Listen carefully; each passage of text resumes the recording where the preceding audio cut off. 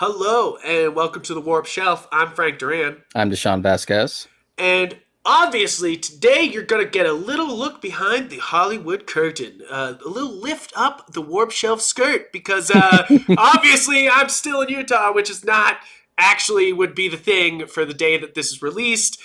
You've solved the mystery. We meet every 2 weeks and we record both episodes. Sorry, I think they guys. would have caught. I think they would have caught that already as soon as we started doing like video episodes. Should, Like should, should those we those shirts haven't changed. Should we commit? Should we change shirts now? Should we, like, when we do video episodes, should we change shirts in between episodes? Like, Just should bring we an extra shirt to your house. just like real quick try to change it up like every time? Just try to bring that illusion. Let us know down in the comments down below if you like the illusion or you like this look up the old Warp Shelf skirt. So thank you guys for tuning in. It's Thanksgiving week, so we were combing something to cover for Thanksgiving, some Thanksgiving-like movie, and we came on a movie that has a Thanksgiving scene. So we have categorized that we're going to cover the entirety of the series because of one Thanksgiving scene. We're going to talk about the Rocky movies today. And that's because it has one Thanksgiving scene in the first Rocky, right? First Rocky has the Thanksgiving scene. With the ice skating. And that's it. That's all. That's what we got. So welcome to Thanksgiving movies.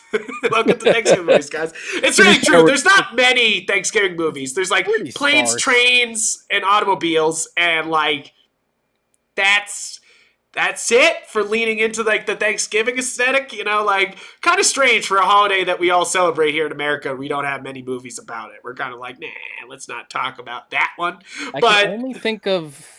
Yeah, planes, trains, and automobiles in like the second Addams Family movie. I guess. Look, but so we're gonna talk about the Rocky movies today. This is one of my favorite film franchises. I will unabashed say that I love the Rocky movies, and it's so funny because you don't think of Sylvester Stallone. When you think of Sylvester Stallone, you think of action star. You don't think of writer, director, like Sylvester Stallone, until you see these Rocky movies, and then you're like, see, these are some of the best movies ever made. You know, like, you're like, we should talk about Sylvester Stallone being one of the better directors, but then you have some of his other shit movies. But that's beside the point. First off, let's go into what's Rocky about. If somebody hadn't seen Rocky, Deshaun, how would you describe Rocky to them?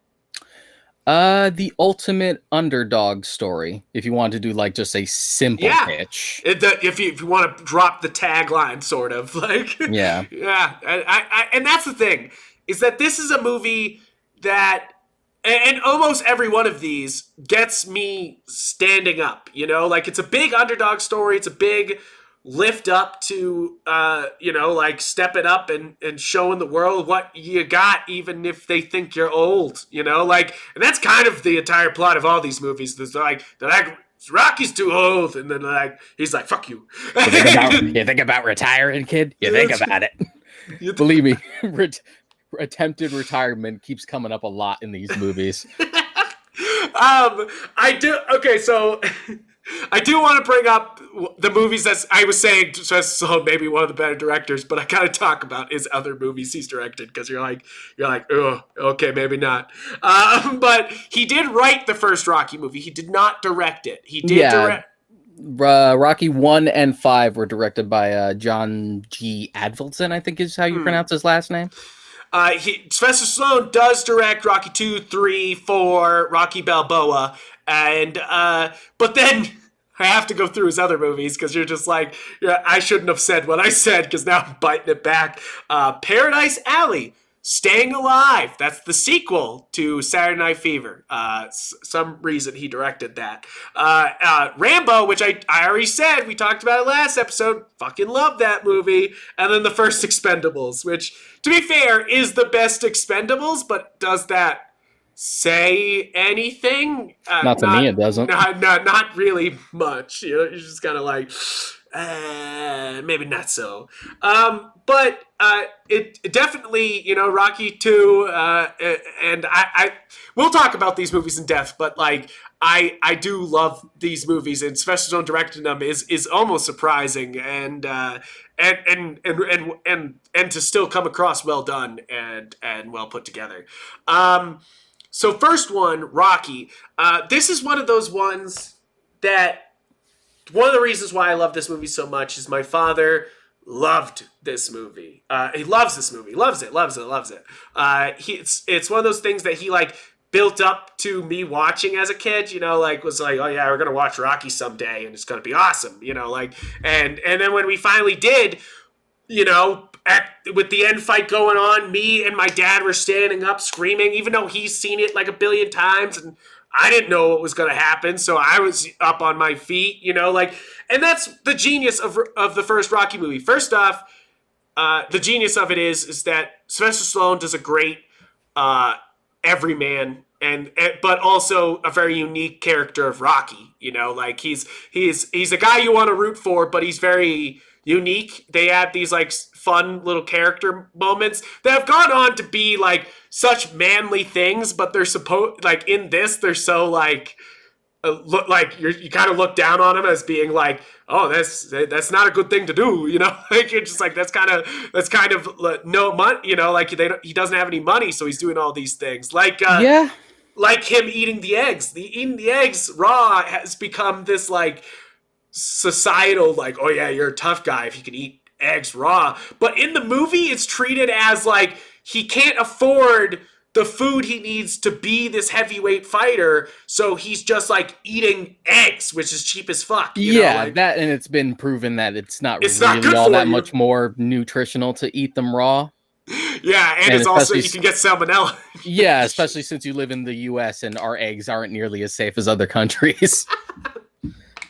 Like if you go to Japan, like it's actually a thing to have like a raw egg like with your rice that you mix up. Yeah. But the way their eggs are like prepared are much more safer than ours are. Exactly. I think the genius of Rocky comes in the little things. That he cracks the eggs. He's got two turtles named Cuff and Link. He's working as a sort of a mob enforcer. He doesn't really want to enforce. He doesn't want to hurt anybody. He like keeps threatening that he's going to break somebody's finger, but like he could, but he doesn't want to do it. Like he just kind of wants to intimidate people, get paid. Like because he just wants to make his money.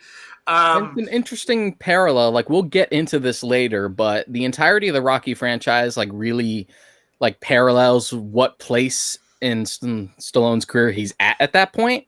Yeah. And the thing about Rocky is that it was sort of in the same way that Rocky fighting Apollo was like Rocky's shot. Yeah. This movie was Stallone's shot. At this point, he had been acting for a little while, but he had mostly just been typecast as like goons and kind of like mob enforcers and stuff like that. Like really and porn movies. Yeah, and porn movies. Can't forget and the like Sylvester Stallone porn movie. Yeah, it's like the softcore porn stuff. Basically anything he could get to just get a paycheck. Sorry to ruin anybody who hasn't seen Big Mouth or anything like that. Like, if you didn't know, you can Google it. There is a Sylvester Stallone porn movie, a full-on porn movie. It's softcore. It ain't that bad. It's still Sylvester Stallone trying to be sexy, so he's all like, yeah, baby, give me, yeah. And you're just like, no. It's just, oh man, you just never wanted to hear Sylvester Stallone moan, and then that movie will forever ruin you. So just don't do it to yourself. Just don't. But tangent aside. But yeah, basically his career wasn't really going anywhere. I think at that point he had even considered like maybe retiring, like it wasn't going to work out. Yeah. So Rocky was like that one last big shot to like get something that he wrote himself and created himself to put himself out there and be like, look, I'm more than just like a henchman extra in a film. Like I can act. The other thing about this movie is that we'll talk about boxing the whole time, but really the one of the things that draws you into this story is that it's a love story and a kind of unusual one too. It's like Rocky likes this girl from a pet store and she's awkward like he is, like and and he keeps trying to impress her and bring her together. And really, it's the lines that Rocky has in this movie that is just so fucking good, like talking about skating and shit like that, and like talking about fighting with her. Yeah, and fighting and like how like where the term southpaw comes from and like why he's considered a southpaw. And that's where the Thanksgiving thing comes, is because they go ice skating, but they didn't plan ahead for it, so they have to pay the dude who's trying to like clean, just like, can we have at least like 10 minutes, like 5 minutes? Yeah.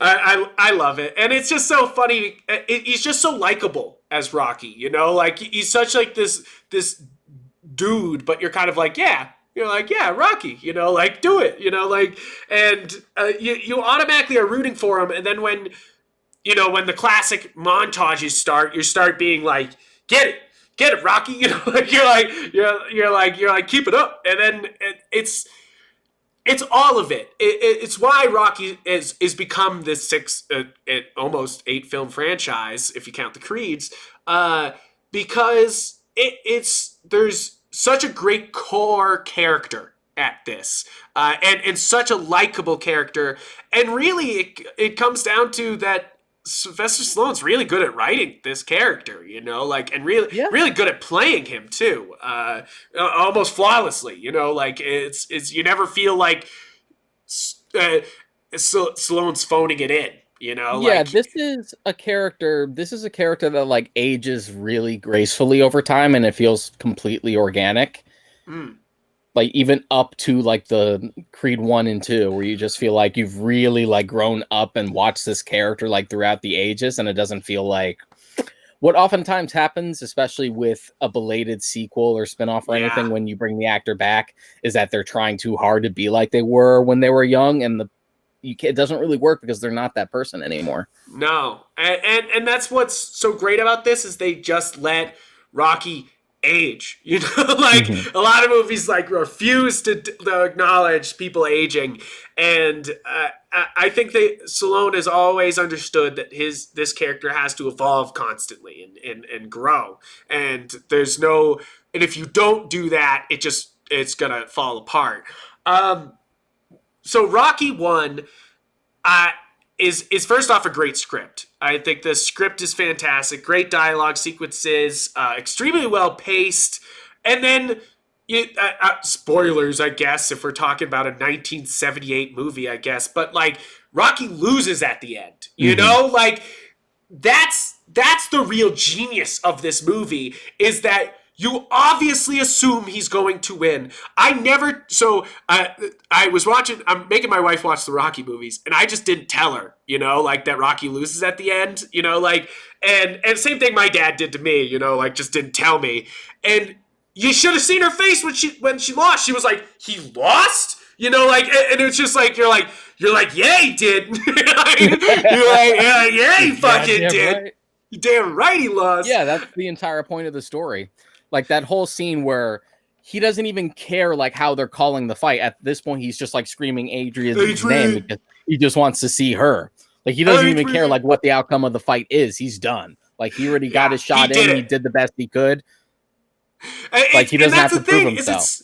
It's such a great moment because it's a physical loss, but an emotional victory, and it's so great because another thing is that they never villainize Creed either. Like he's the villain, but they never make him a bad guy. Like so it's such a great moment because you could tell that he's like happy that he won, but he can see that emotionally he didn't, like, and that the Rocky gets the love of his family, like, and you're just kind of like, oh, maybe Apollo's got to grow. Like Rocky, just as a story, is so well structured and executed that even if you didn't have the fight at the end, it would still be good. Exactly. The fight is. It's the climactic ending, it's the last fight. It works as an emotional ending, but if you didn't have it there, it would still work. This is a great movie. If you went for like, even if like boxing wasn't the focus, it would still be good. Or even if they went for like something ambiguous where like it's all building up to the fight, but then you don't actually see the fight. It's completely ambiguous as to how it turns out. It would still be good. It would still be good. And I think that comes down to, I was talking about how good Stallone is as Rocky, but really, this is a great cast. This is such a good cast. Like, Paulie's fantastic. Burt Young. Adrian Talia is Shire. so believable. Like, like she just comes across as awkward, and you just believe it. Like it's. I feel like it's hard for an actor who are always inherently like extroverts to try to be this introvert character, and she does such a good job at being that. It's definitely a better use of her talents than like Connie was in the first Godfather. Yes, yeah. Not saying that hold on, she's good. That's like an easy performance to like channel in. And that character does get deeper, especially in like 2 and 3. Mm-hmm. But it's just one of those things where like I feel like it's a better way to display like her range as Adrian. Yeah, and it's and most of all, what's his trainer? I forget the name at the moment. Rocky's trainer is Mickey Burgess Meredith. If you don't fall head over heels for Mickey almost immediately, I don't know how to connect with you as a person. If you don't fall in love with Burgess Meredith and anything he does, I don't understand you as a person. Right? Like, I love him in old Twilight Zone episodes. I love him in this. I love him in Batman 66. I'm not even a fan of Batman 66, and I love him in that. He's so fucking good in this, and you automatically fall in love. And he's got some of the best line. You gotta eat lightning, crap thunder. You gotta crap thunder. You're gonna become a very dangerous poison. Gonna catch that chicken. It's just like, it's so fucking good. And it's such an when we're talking underdog and everyman. But still somehow a unique story without it being like, oh yes, I do know that person. Like that's where Rocky succeeds. Is that it's giving you a story you may have seen before in such a unique fashion that I really do recommend the first Rocky movie to anybody, and then Rocky Balboa. But I don't suggest. I suggest you watching all the Rocky movies because I fucking love the Rocky movies. But if we're talking the pillars of this franchise, those are the two, like, holy shit, like, these movies are better than just a boxing movie, like, because a lot of people will just be like, I'm not into boxing, why would I watch Rocky? Like, that, I think that has to be said, is that a lot of people don't like boxing, so they won't watch Rocky. That's not what this movie is. Yeah, exactly. That should not deter you. It still captivates you whether or not you have like a horse in the race. I don't care about sports, period, and I love the Rocky movies.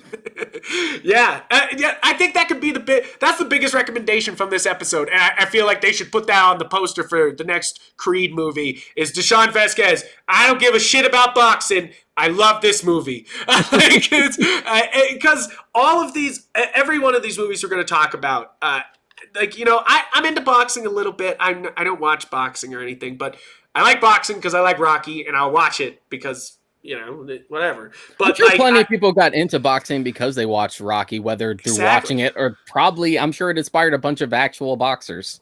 Exactly. It's inspiring, in a way that, like, Rocky, everyone looked down at Rocky. I think my favorite lines at the beginning is, you got a date? Oh, you should take her to the zoo. Oh, why? Why should I take her to the zoo? Because retards love the zoo. And then they speed away, and Rocky's like, I'll kill you. Like, I love that line. Well, that's the thing, like, it's one of those things where, like, Rocky is the nicest dude, practically like the nicest dude in the neighborhood, and everyone just shits on him constantly. Like, constantly. It's wild. And it's weird that they shit on him because he could clearly, like, kick their ass if you got him mad.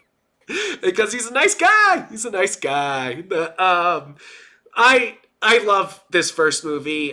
We'll move on to the other ones, but if you take anything from this episode, just if you haven't watched any of the Rocky movies, at least watch the first one. Yeah, if you can only watch one, you're going to want to watch the first one. And we may have spoiled it a little bit for you, but it doesn't change the fact that this is a great movie. Like it's full of great lines, great performances. It's well paced, and it has a kind of a surprise ending that really sells it. Like I can't recommend this movie enough. But moving on to Rocky 2, which has to be a direct answer to Rocky, so Rocky doesn't win, but what do you do? He's obviously way popular now, Rocky, and he's got more money because of this. So what happens next? Is what this what Rocky 2 is really all about is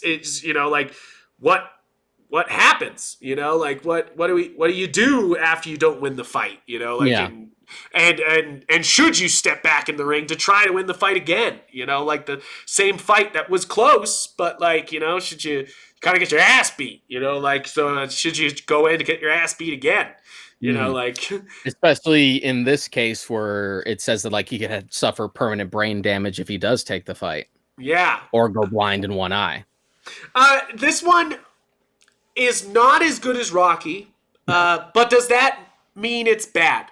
No. I like Rocky 2 a lot. My big beef with it is just how contrived it feels at times. Yeah, because it definitely takes that we know you want to see Rocky win, and it less delivers, that and more to incite drama of him spending his money too much and stuff like that. Which, Rocky, to Rocky be fair, is that's one of the more realistic things that happens.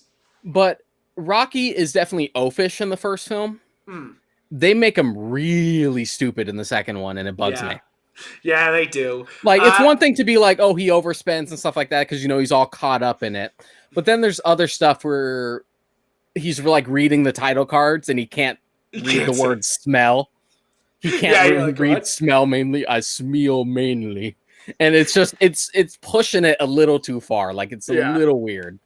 I do like the idea of, because the first movie's all about a poor man, stepping up to fight this number one boxer, who's got all this money. Apollo Creed's in his own personal gym, he's got his own personal assistants, he's got a whole crew with him. And then you got Rocky, who's like, hey, Cuff and Link, I'm going to go train today, or hey, Adrian, you want to come watch me train? Or Polly, I'm going to go punch some meat later. Thank you for giving me meat. It's all a story of this low class man stepping up, trying to fight back and get what's his. And it's funny because there's lots of great of lottery winners who just spend all their money right away and then lose all their money, and that's kind of what I kind of expect Rocky to do anyways, because he's not a very smart man. It's the first time he's had money in his life, and he's got lots of it, and what are you going to do, and that's definitely a plot that keeps going, is Rocky doesn't know how to use his money until Rocky Balboa, when he's I recently invested it in this restaurant. You're oh, you didn't buy a fucking robot in 4? Yeah, even 3 and 4, he seems to at least have enough money to not just have it immediately go away. Where he's just oh, I'm going to spend it on this car and this apartment that I can't afford, and then realize that I don't have a job to go to, and no one's ever going to give me an office job, so I just got to work at the meat factory, and that's super tiring and depressing. Yeah, it's definitely, I would say Rocky 2 is one of the more depressing of these ones, because it's definitely just you're kind of one of those ones that's what happens when you have that spotlight of fame, what happens immediately afterwards, and are you just and how people react to you, that's the other thing, is that Rocky's whoa, no one's ever had to pay attention to me before, I could just be me, and now everyone's got a criticism for me, and I think that plays here. I think that definitely plays. Now it's just oh, you used to be somebody? which comes into play later on when you get to Balboa, where he's been retired for so long. But it's just I have less of a problem with the way he spends his money, because I think that feels organic. Yeah. But just the little things that are mostly played for laughs, but it feels like they're just pushing it way too far. The Smeel mainly thing, or the fucking condoms joke.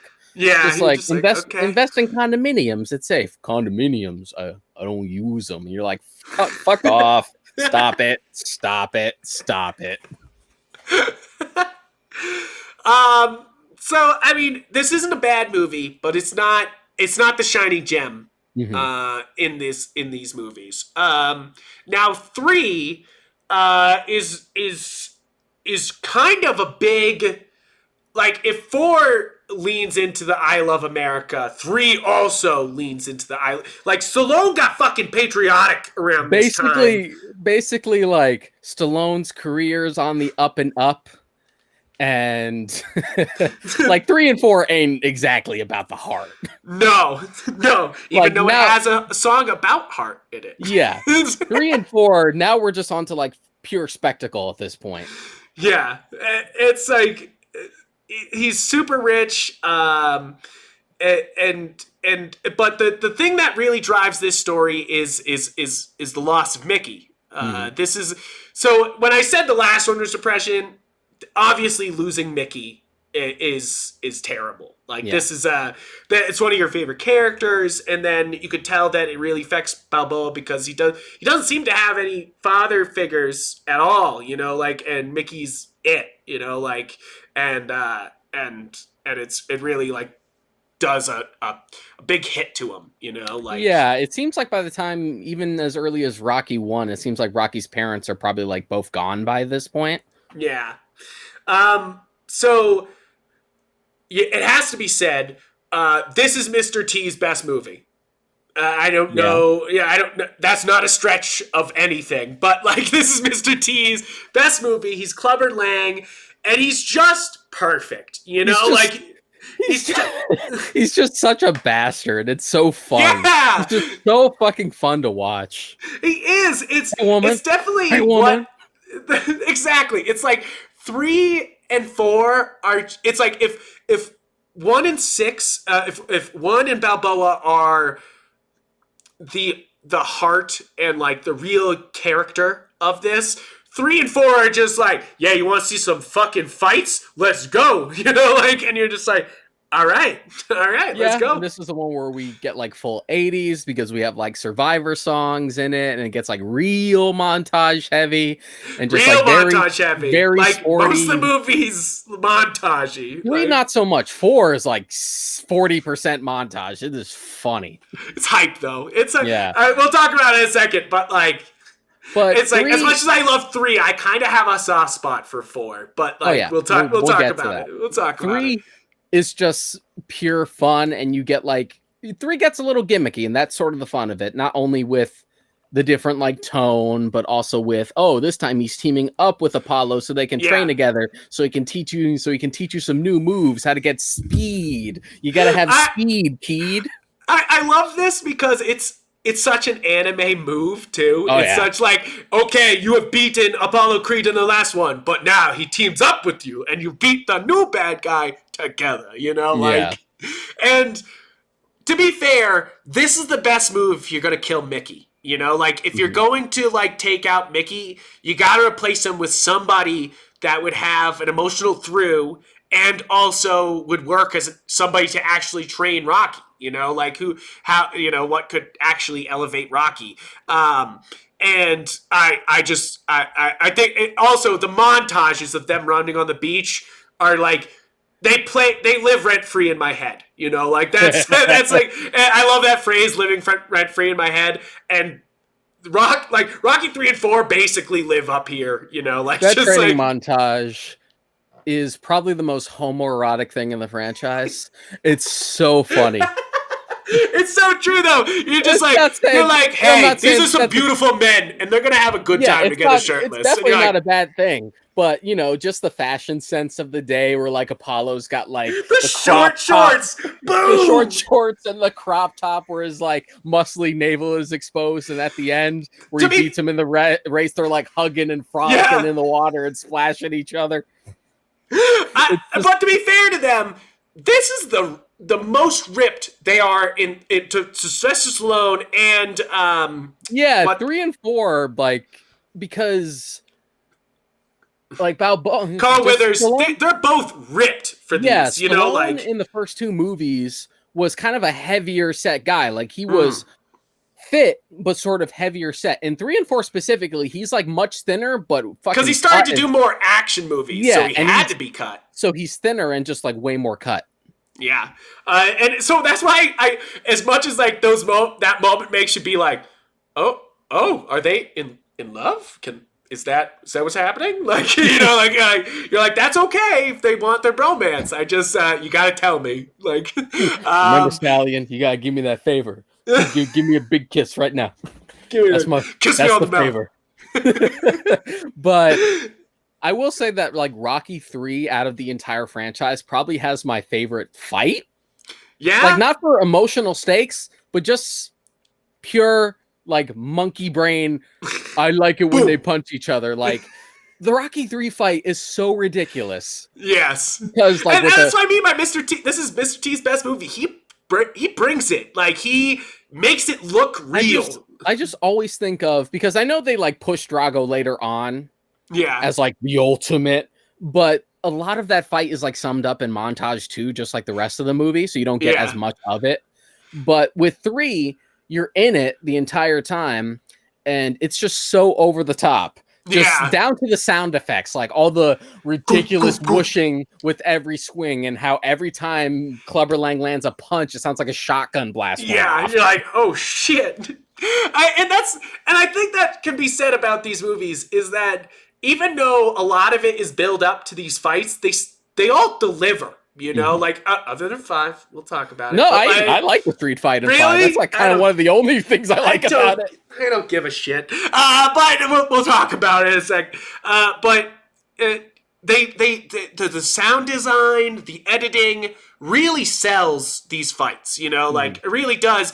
And it's funny because the only time they actually really fought, like actually boxing, like really landing punches on each other the whole time, is Balboa, where he's at his oldest. You know, like you're like, what the fuck? But we'll talk about it because Balboa's a masterpiece. But like there's a reason that one fucking moves.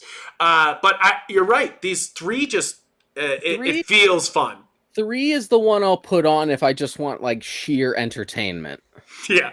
Like that's the one I'll go to because I know it'll just be like, it won't be as heavy, and I know it'll just be fun. Is James Brown in this one or in 4? James Brown's in 4. Yes. Okay. Thank you. 4. Okay. So I don't know if we said this yet. The soundtrack in pretty much all the Rocky movies is great. I will say that pretty much. All of them have great soundtracks, especially the first one. So good, orchestration-wise, fantastic. Yeah, Bill Conti is the name of the composer. Yep. And you know, you have Eye of the Tiger, and that's just iconic. You know, like, and then in every movie has to have a single before like Eye of the Tiger became like a cliche song. Yeah, like this is what made it popular. This is also the first time Mr. T's like "I pity the fool" catchphrase ever came up. Right, like it became a thing. This movie made him. You know, like you're like, oh, okay. So how much money do you think Mr. T probably made? Like, you know, there's the money that he made off this movie, and then there's the money he probably made from that catchphrase. That's like still going on. You know, like he's still getting paid for that. You know, like saying "I pity the fool" to people, and that comes from this fucking movie. You know, like you're like shit. Like it's wild to think about, you know. Like, so it's funny because he would like go on. He would still like play tough guys, but then he also sort of wanted to become like role model Mr. T. Yeah, it's just like think of the children. Milk, good for the bones, good for the kids. Don't do drugs. The one where he shakes the cameraman to the ground. That's first off, that's a very scary commercial. You're just like, oh shit, Mr. T's coming at me. He's shaking me. You're like, ah. but it's just so funny. But in stark contrast to levels that he would do later on, in here, he's just like so villainous with like with little to no depth at all. No, they're just like bad guy, dick. Just like, you have any predictions for this fight? Prediction? Pain. But it's a solid movie. This is definitely a lot of fun, but it's solid, and I've seen it multiple times just because, like you said, it's a good watch. Yeah, I definitely quote it a lot. Like the amount of times I've been like, if I play a game with one of my buddies and I'm just like, I reject the challenge because you are no challenge. You're like, oh shit! I reject the challenge because Balboa is no challenge. I definitely quote Rocky 1 the most, but then it goes Rocky 4 for probably the one I quote the most after that, because as much like you said, Drago's painted as the big bad guy, and so he has some of the best fucking lines. So we're going full Cold War now. It's like, remember, kids, Rocky 4 ended the Cold War. Rocky Balboa, he did it. Yeah, he did it. He did it. He ended the Cold War by himself. That's real American history for you. Don't read the textbooks. Yeah, exactly. So Rocky 4 is the most 80s fucking thing in the world. Like, if you want to teach someone what the 80s was like, and this is coming from someone who the 80s was after my time. Or before my time, rather. Just like, I was born after. You can be like, here's Rocky 4 and here's the Lost Boys. Have fun. Yeah, like, this is what culture was like. Here you go. Like, Rocky 4, if you thought 3 was a little outlandish, 4 is just like a spectacle, you know? Like, they are just like, we're bringing James Brown in to sing Living in America. We're like, we're really delving into that we hate Russia. Like, we're really like delving in to, it's just so, they really like, everybody's a bad guy. Clubber Lang's a bad guy, but like, Drogo is just a straight up, Drogo's gonna kill somebody, like. He's just like a monster. He's not even like a human being. Like they hype him up as like this superhuman. He's on steroids. He's been used like the latest technology to train him to be the perfect human being. Whatever he hits, he destroys.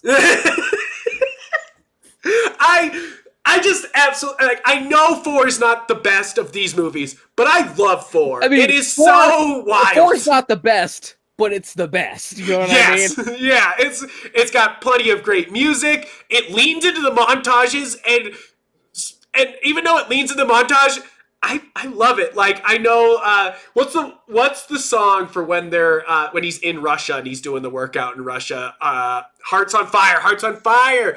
Fuck, that's somehow that rivals Eye of the Tiger. Somehow, just like, this had a different sort of flavor to it because Bill Conti didn't do the music for this one. It was the only one he didn't do the music for, and we had Vince DiCola instead, who had like this like synthesizer soundtrack instead, which was interesting. He would later go on to do the animated Transformers movie soundtrack. Yeah. And that has like a very similar feel to it. But then not only that, but you also get Hearts on Fire instead of Gone Fly Now for the training montage. And you would think because it's different that you wouldn't like it, but it's actually my favorite montage in the series because it's ridiculous. It's so ridiculous. Him on the tree doing the pull-ups and the sit-ups on the tree just cracks me up every time. Or he's pulling the sled. He's lifting up the carriage, and instead of running upstairs, he's like climbing a mountain now and shouting to the heavens. Yeah, if you're talking about like, I know I said like anime reference earlier. This is the real like, this is an anime movie. This is like, this is like still, and I mean, really, that's not a bad thing, but it's just so funny because it just leans into like so much of it. Like, but I do like 4 for other reasons too, because first off, you get 3 where Apollo comes to be his coach, but then Apollo's challenged by Drogo, and then he fights him and dies. Like, Drogo fucking kills him. He's not even really challenged by Drago. Like, Drago really wants to fight Rocky. Rocky's retired after Clubber Lang. And Apollo, like, really has something to prove, which is something we'll have to, like, put a pin in for when we get to Creed. But because that's the thing, is I think also 4 somehow becomes better because of Creed 2, like, it's one of those things, one of those great moments where a sequel enhances the original even further, which is wild because usually they take away from them and ruin them, and you're just like, eh.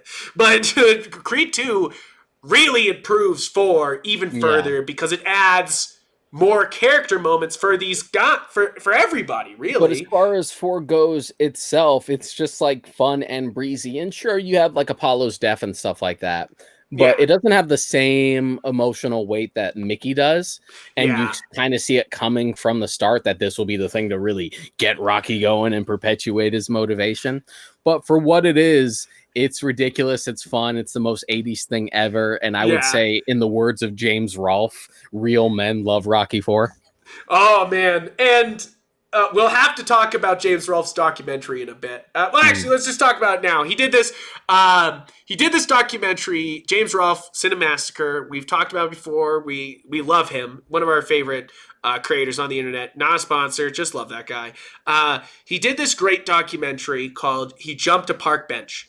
Or Rocky Jumped a Park Bench, where he goes to Philadelphia and he matches up shots from the movies with real locations.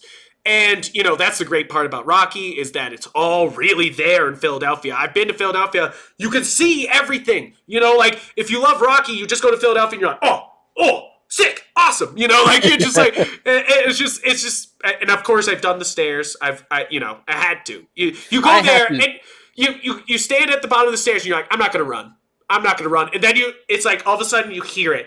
It like starts in the back of your head. Da, da, da, da, da, da, da, da. You're like, get up the fucking stairs. And like you just start running. Like I've never been to Philly, and I don't think there's a reason I would go outside of like a convention or something. For the stairs. But if I do end up there, like that's sort of a bucket list thing for me, is I have to fucking run up those stairs at some point in my life. Yeah. And they move the Rocky statue from the top of the stairs to like the side of the stairs. Yeah. It still looks great. I love that they've like embraced Philadelphia's kind of like embraced this like, yeah, we love Rocky, like it's a great movie franchise. Yeah, there was a debate for the longest time because when that statue went up, it was going to be like a permanent thing. Mm-hmm. And then there was like sort of a controversy between it and the city and like the Museum of Art because just like, oh, this is kind of a pop culture icon. But then the counter argument was just like, well, it's Rocky. Rocky's still art. Yeah, like exactly. It touches people. So then it went down for a while and then it just wasn't anywhere. And then eventually they did bring it back and then they found like a permanent place for it at the bottom. Yeah, it's a really big statue. First off, it's pretty dope. But to more into Rocky Jumped a Park Bench, it's really a heartfelt little documentary because you could tell James Rolfe just really loves the movies and he's like going around and really enjoying finding these spots. It's kind of like a scavenger hunt of sorts, and I just love it. It's one of those like fan documentaries that strikes the right chord and does a really good job. It's like 20 minutes. I recommend it to any Rocky fan. If you're listening to this episode and you thought this was great, you will love Rocky Jumped a Park Bench. It's really good. And he tries to do a bunch of what Rocky did. That's the other great part, because you're like, so how could Rocky run through all of Philadelphia like that? Like get all the people, like, does this path actually work? And, and it's just really, it's really funny. It's one of those things where you're like, movie magic. I love like little novelty location shoots like that. They're just like, this is where we filmed this. This was the mall from Dawn of the Dead. It's like, these are the Exorcist stairs. Like, I love shit like that. I love shit like that. I know people are swamping the Joker stairs now every time they go to New York. Oh yeah, in the Bronx. Yeah. I did see him this year, but back when we could travel in January, I did see the stairs from very far away, but I saw them and I was like, I'm not going to take a picture there, but thumbs up. And that's really the problem is now there's like tons of people taking pictures on it and doing like the dance move on the stairs. Yeah, eventually it'll wear off. Yeah. I mean, it's the same thing as the Rocky thing where like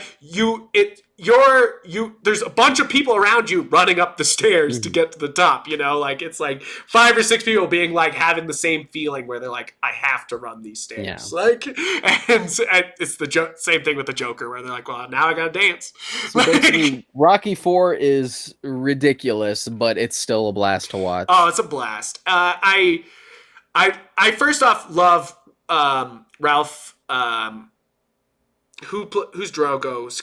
What's his last name? The actor is shit. Why I'm can't trying I to think. remember? Dolph Lundgren. Dolph Lundgren. I love him. He's one of those guys that has, I think, a bad reputation as a action star, and he is good in action movies. Obviously, he's big, he's strong, he looks the part, But like, I think he's got more range than anybody gives him credit for. He's like really good in Creed 2. We'll get to that when we talk about Creed 2. Exactly. So now we're going to talk about the worst Rocky movie. So 4 is good. You had a good time. Now you want to ruin it for yourself, so you start Rocky 5 up. So this one, I get the intent behind Rocky 5, because it's one of those things where Stallone had felt that by the time you got to Rocky 4, things have kind of gotten off the rails, and like what happened to like the heart that these movies started with.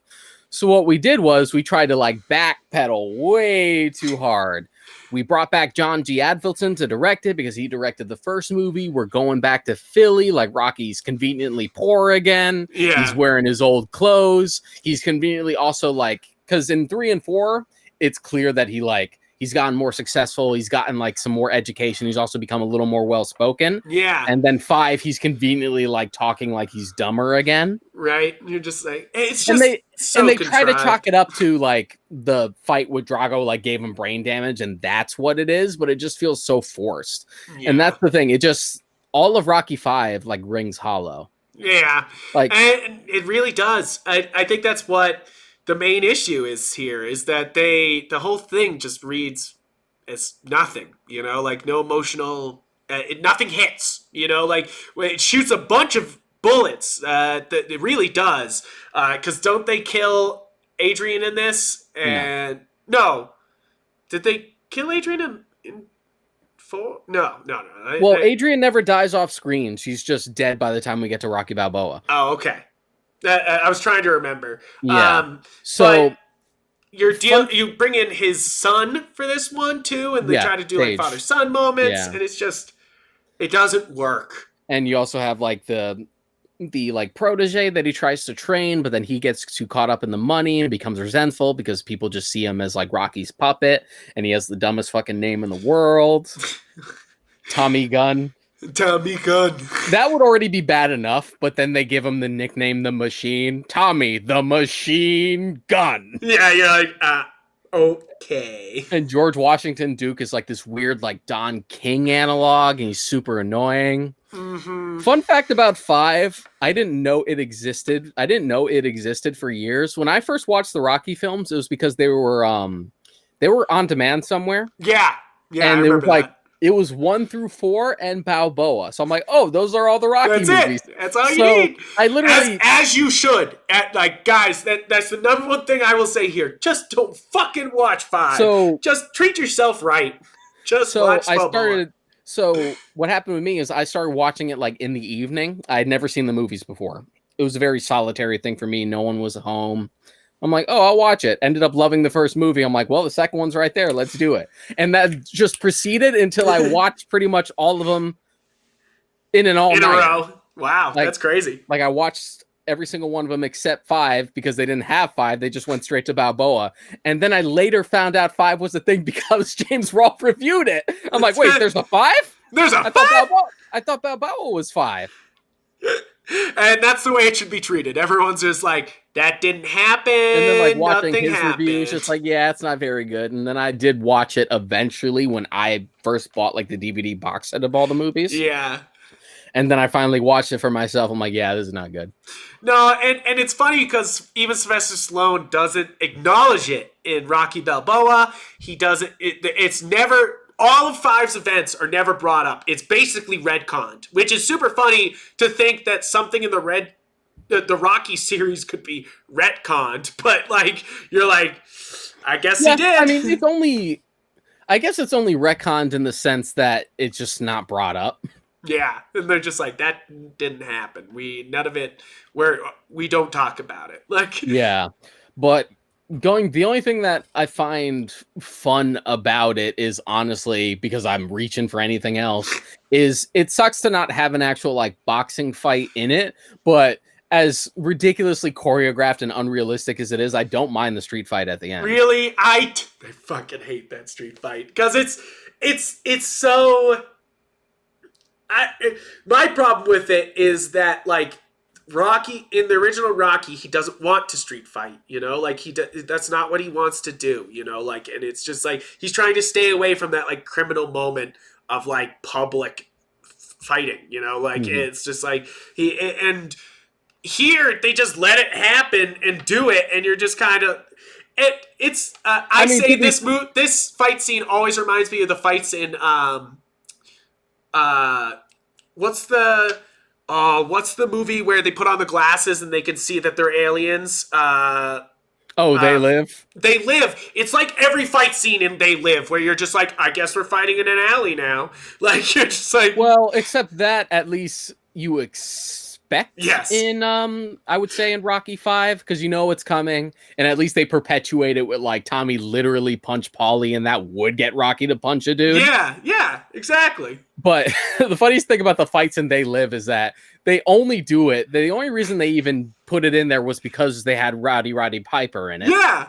And those fights go on for so long. That fight in the alley with Keith David goes on for like 5 minutes. It's like one shot. I'm like, when does this end? It just won't stop. Just like, you're like, come on, end it. And they just don't. And you're just like, okay, I guess this is what we're up to. We're into some wrestling now. Yeah, it's ridiculous. And that's really my problem with the fight in 5, is that it feels like a wrestling match more than it does a boxing match of any signs. Which is, I know it's supposed to be a street fight, but it just comes across as like 80s. And it's one of those things where like, wrestling. what did we didn't really earn anything from this by the end of it. Like, Rocky's still poor. Yeah, you're just like okay. Tommy's still the champ. Sure. Yeah. I mean, he proved that like ultimately he's still better than Tommy ever will be, but it doesn't have like that same thematic nuance that you would get out of like the first movie. Yeah. It's basically just like it ended up being like an example of how to force like returning to your roots. And then later we would get Balboa, and that would be a much more organic way to do it. And what helped with Balboa, and we might as well just go into Balboa at this point, into Balboa. It's happening. Is because we had spent so much time away. Yeah. And that's really it, is I think that even Sylvester Stallone got some time with the characters, and actually got to write a good moving script, like not only moving forward to an end destination, but also moving emotionally. I think that Rocky Balboa has some of the best monologues maybe in movies, like there's lots of great monologues in movies, but just his monologue to his son about it's about getting hit and getting back up. Yeah, exactly. I don't know why and keep moving forward. That shit makes me cry almost every time. Like, almost every time. And, like, I talked about it on the My Hero Academia episode. It's like, things don't make me cry, but for some fucking reason, that shit just makes me be like, yeah, Rocky, get the fuck back up and hit him. It's just like, you're like, do it. It's a great speech. I'm going to call out my buddy Rob right now because he's also one of those people who doesn't cry much. In fact, he's always just like... I ain't no baby. I'm not gonna baby. You're like, kill Tony Stark. I don't give a shit, bro. I don't fucking care. But like, he like teared up twice watching Rocky Balboa, and I'm just like, that's what I'm saying. This movie is effective. It's like Rocky is effective. It's really well paced. It's well done. Great characters. But Balboa fucking reaches into your heart and holds it the whole time, and it's just like you're on. Yeah, it's so well done. And there that parallel comes again, because the entire thing is about like Rocky feeling like, he's lived a good life and he's had like a decent career. And now he has like the Adrian restaurant named after Adrian, who's like passed away off screen at this point from cancer, which was a good like way to perpetuate like why he would be like so like disconnected and depressed now. And it also parallels Stallone's career at that point of like wanting to do one more film, but no one, like everyone like laughing. Everyone's like, he's old. He's like 60. He's too old. But but the plot doesn't try to ignore that. No, like it's a big part of it. It leads into it. Yeah. I mean, first off, I think the casting of Velo, oh my god, I can't remember. Ventimiglia. Thank you. As his son is great. First off, in Rocky V, the kid who plays his son, trash. And I forgot to bring up my main criticism of Rocky V. It's just the plot of Son of Godzilla. Like, fuck you, Rocky V. You're just the plot of Son of Godzilla, the worst Godzilla movie. Fuck you. And wasn't the kid who played his son in Rocky V? It was actually Sage Stallone. Yeah, I mean, to be fair, yeah, at least it's his actual son. But I think that Milo does such a good job here too that it really sells it. As this a tougher guy because he's Rocky's son, but obviously not into boxing in any way. Never. And they have parallels. Like, we do the thing where it's just like, oh, you've almost sort of like put your career before me, and every time people see me, they just think of you, and I have nothing to claim for myself. But it's so much more well integrated than this one. Yeah, everything's well integrated.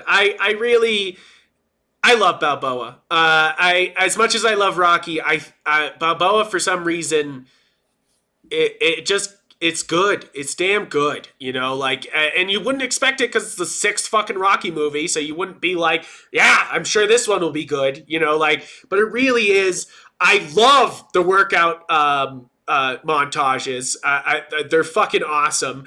And here it's like way back to basics, and that's what's fun about it. And the fact that it's just one of those things where like, you're too old. Just like, you can't do sparring, you can't do this. You got arthritis in your joints. So what I always remember Duke's like quoting this. So what we're looking for here is good old fashioned blunt force trauma. You're just like, oh, yeah, exactly. This every time you take a shot, it's gonna feel like you tried kissing the express train. Let's start building some hurting bombs. It's so funny because Mickey's gone. Apollo's gone. Apollo's gone, but we get Duke here, and Duke, it still works. He does such a good job as his coach that you're just like, yeah, okay. You're just like, I'm okay with this. And so we talked about it earlier. That the fight in this is a real fight. Like, Balboa actually lands punches, and so does the other guy. And they actually hired a real boxer for this fight, which is the first for this. It's like Antonio Tarver, I think his name is.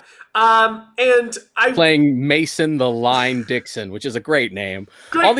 Everyone except Tommy has like great just over the top enough boxer names like Apollo Creed, Clubber Lang, even Drago, Mason the Line Dixon. Even by the time you get to like Creed, Pretty Ricky Conlon. It's like, you're like, all right. I really do. I love this. I love this one. We also get Paulie. He's older at this point, and Paulie's here. It's just, it just feels like you want to talk about a homecoming. You want to talk about another scene that's like a big tearjerker. It's actually pretty early on in the beginning when they're going through like that tour of like the first movie again. And just like Paulie admitting, just like, he's like, you treated her good. You guys had good times. Like, I treated her bad. I don't need to think about this. Yeah.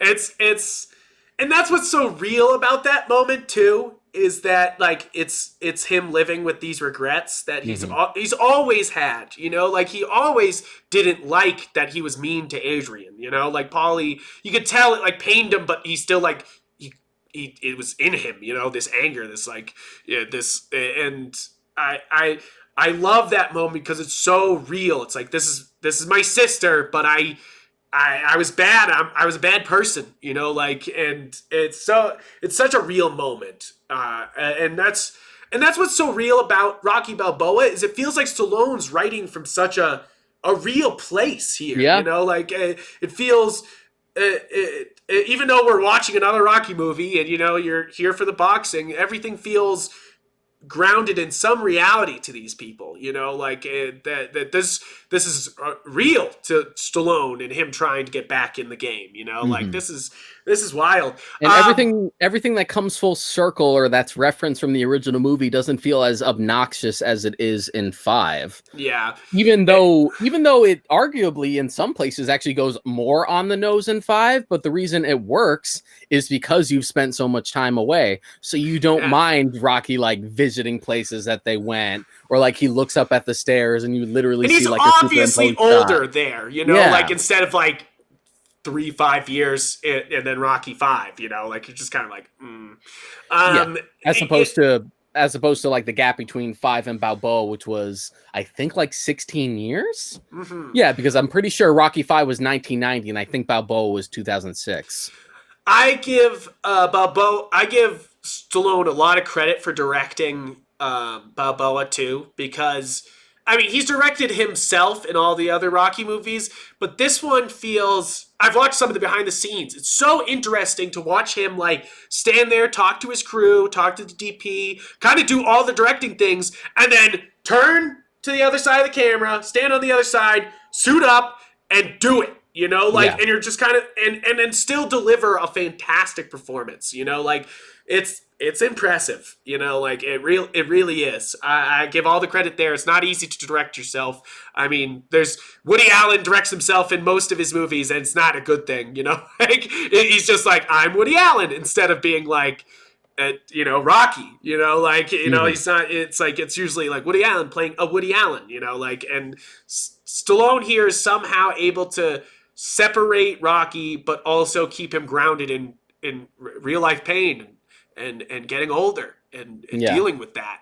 I absolutely love Balboa. It's like I love Rocky, but I absolutely love Balboa. It just it packs a punch, to put in a terrible pun in here. It really does pack a lot of punch. To the point where, since I guess we're transitioning into Creed now, when Creed was first announced as an idea, I was immediately just like, nope. Yeah. Nope. No. Just like exactly. I didn't watch Creed for a long time because of that feeling of just like Balboa was a perfect way to end it. Leave it alone. I don't want to hear about it. I don't want to see it. I don't care. It's like, oh, he's training Apollo Creed's son. That sounds stupid. Yep. But then you actually watch it. And then, even before that, I had like the interest where it's like, okay, Ryan Coogler's directing. I'm like, I really liked Fruitvale Station. Yeah. And he's like, and Michael B. Jordan's in the lead. I'm like, I remember years back when I love Michael B. Jordan. I wrote a review for Fruitvale Station back when I still had a blog. And I remember one of the things I capped off that review was keep an eye out for Ryan Coogler and Michael B. Jordan. Like, keep your eye out for them. And then immediately it was like Creed and Black Panther. So I'm like, yeah. So another segment of I Told You So by Sean Vasquez. Yeah, and then the trailers came out, and I'm like, fuck, this looks good. Yeah. This looks really good. I personally didn't watch it until you forced me to a couple years ago. Because I the feeling is that Rocky Balboa nailed it. Like 5 didn't nail it, and then we get another chance at ending it, and they end it right. And I was kind of like, don't push your luck. Yeah, don't touch it. Like, I do love Ryan Coogler. I do love Michael B. Jordan.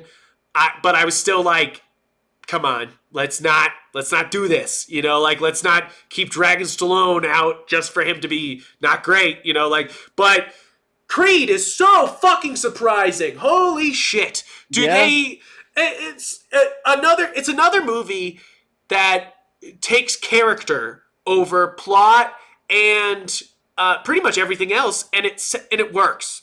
Like, this is a brand new character that they bring you in on, but has connections. Obviously, he's Apollo Creed's son. And it works. Like, it really does. It's probably the best like passing of the torch movie that I've seen. Seriously, I don't know if there's many others. Not really, because good. You have like Force Awakens, but Force Awakens like relies on just doing A New Hope again. Yeah. Whereas you could argue that all the Rockies basically have the same basic plot, but the way it's executed in Creed, it still feels wholly its own, despite like exploring similar beats. Exactly. It's because it, is, he's not poor, like Rocky is, like it's definitely a different story, a different, and kind of dealing with that he's going into a sport that literally killed his father, like literally like took his father out of his life, and he didn't grow up with him, like, and so it's like him involving himself in a sport that has ruined his life already, like, and that's one of the major through lines of this is like, do you just run away from this, or or can you stand up and be like, nope?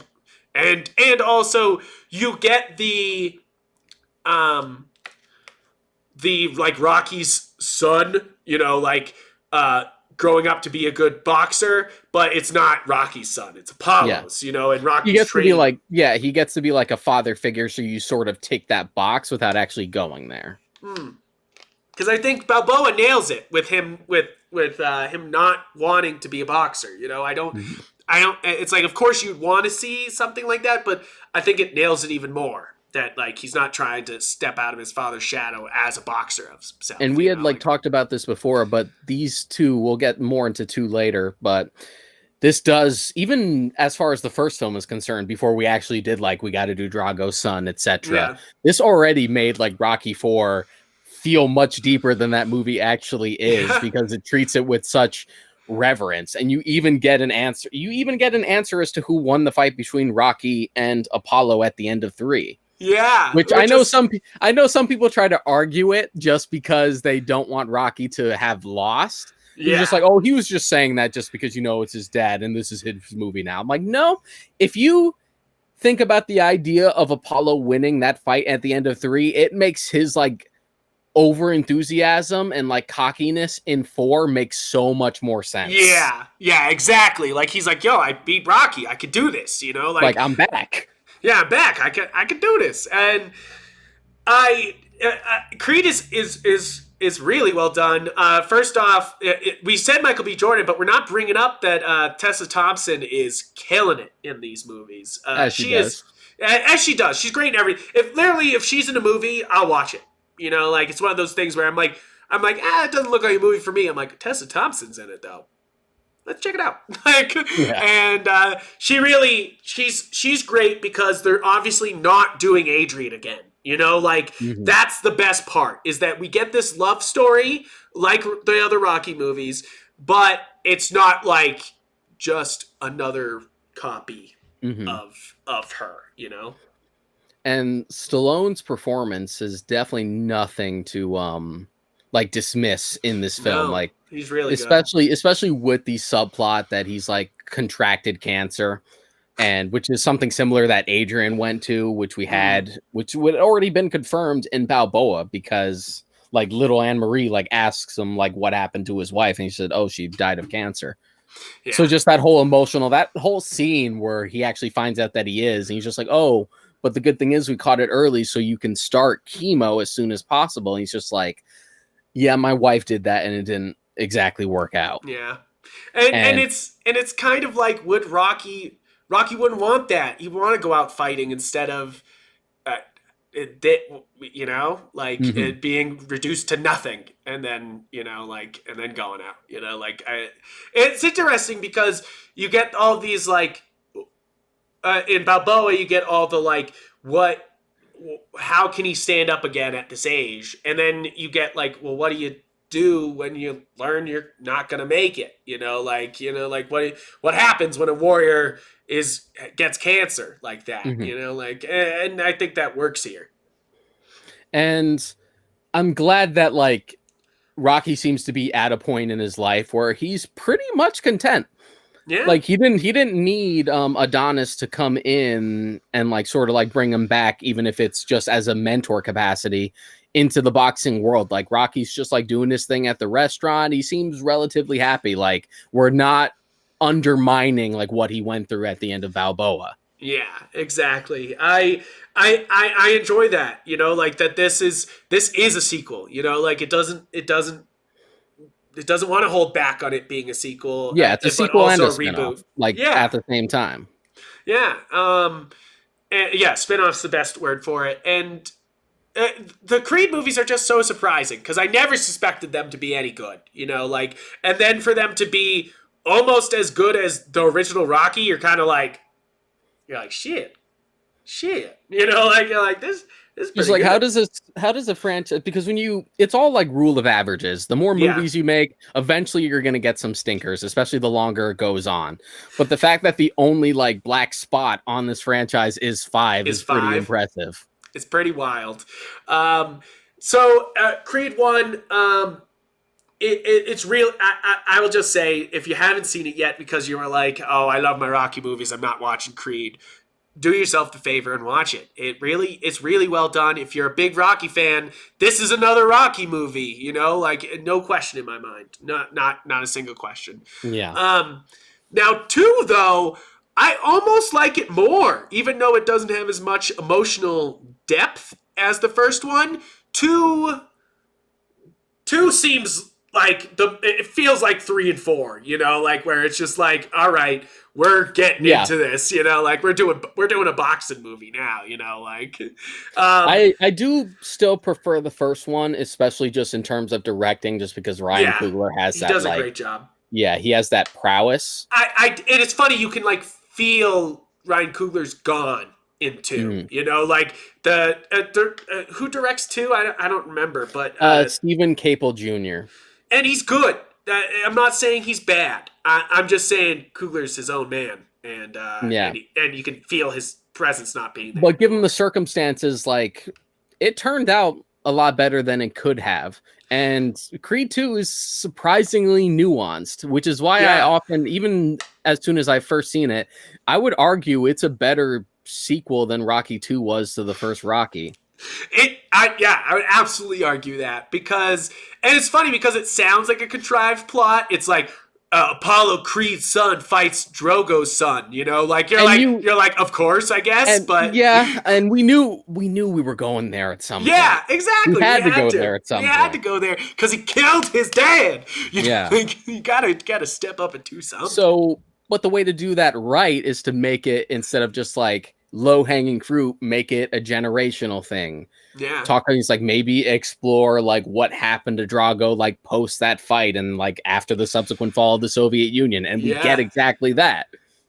Yeah, that's really the thing, is that they could have ham-fisted that and they did not. They like really try to get like a realistic, like, what would happen if you lost and you were the pride of the nation and then you lost, like what happens then? And I first off think Ralph Lundgren is doing a great job here. Ralph is doing a great job here. Dolph with a D. Sorry. It's like doll, but with an F at the end. It's actually a PH, but it's like an F. Dolph. And it's like dolphin. It's funny because at the same time he made it's like he made this movie and he made Kindergarten Cop 2, which is one of the worst sequels that should have never happened. No one should see that movie. Like, please save yourself. Oh my God, don't watch Kindergarten Cop 2. But, like, and I mean that, like, don't run away from that movie. But he does this movie almost at the same time and delivers such a great performance. When Kindergarten Cops, he comes across as, like, Arnold at his worst. Yeah. Here, it's like, it's almost better than his contemporary of Arnold's, like it's also better than his actual performance in Rocky 4. Yeah, because you get a little bit more. It's like, it's more nuanced. It's clearly coming from like a place of hurt and resentment, and he also looks really intimidating now that he's older. Like, he's got like this real like grizzled 5 o'clock shadow, like he's ready to just fucking snap at any point. And somehow they make his son look scarier, and almost as scary as in 4 as he looked then, because but without going like easy, just like he doesn't really have much of a character other than like he's the big monster we need to fight. But like Drago's son, Victor, actually has some fair bit of nuance to him as He's well. got some agency, which is like, I expected another Drogo, you know, I expected another, like, I will kill you, I'll kill you for Russia, like, I kill you for motherland, like, you know, type of thing.